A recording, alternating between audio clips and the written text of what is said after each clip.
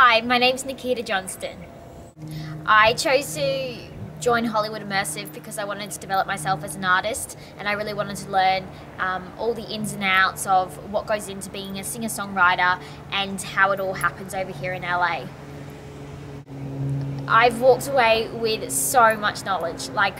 Honestly, I would never have in my entire life expected to have learned as much as I have in the last 6 or 7 days. It has just been incredible, and just so much self-confidence and self-belief that I'm just going to take with me and just continue to grow as an artist. The highlight of the week for me was definitely seeing everyone perform last night in our event, in our big gala. It was amazing to see the transformation of everybody, and I just felt so special to be able to be performing in that venue and to have so many industry people in the room supporting you and cheering you on and making you feel like all your hard work is definitely paying off.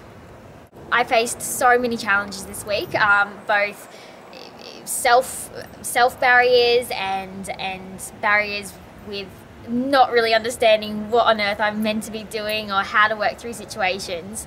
But basically, at the end of the day, what I've learned so much about being here is just believing in yourself and trusting your instincts and using those to help guide you through to where the answer lies, pretty much.